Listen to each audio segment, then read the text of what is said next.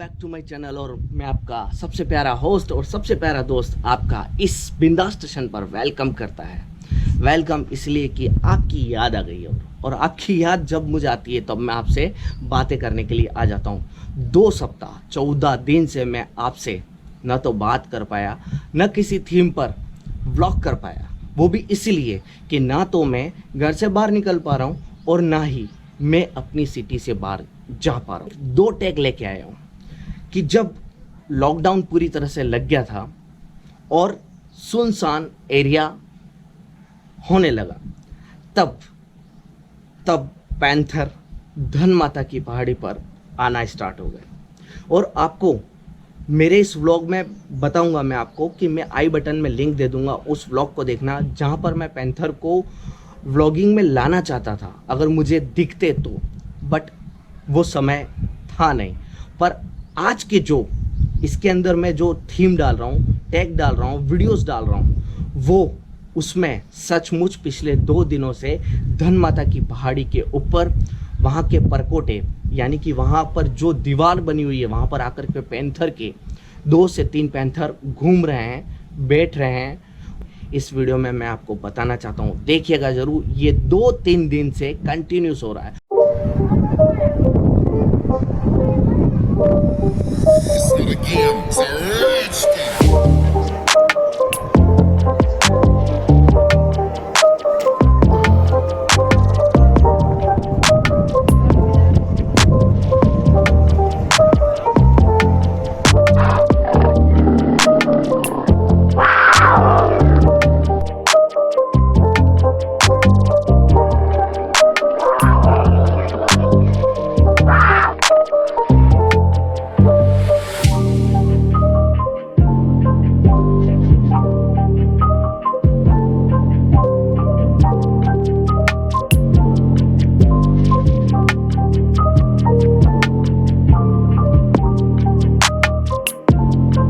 पेड़ ज़्यादा कटने से वायुमंडल में ऑक्सीजन की कमी हो जाती है, और जब ऑक्सीजन की कमी होती है तब बहुत सारी चीज़ें इस वायुमंडल में इफ़ेक्ट करती हैं। तो ज़्यादा से ज़्यादा पेड़ लगाइएगा।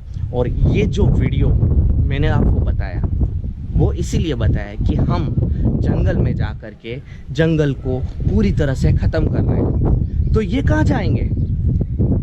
पानी को रोक रहे हैं, पानी को हम सेव नहीं कर रहे हैं, उसको ख़त्म कर रहे हैं। तो ये कहाँ जाएंगे?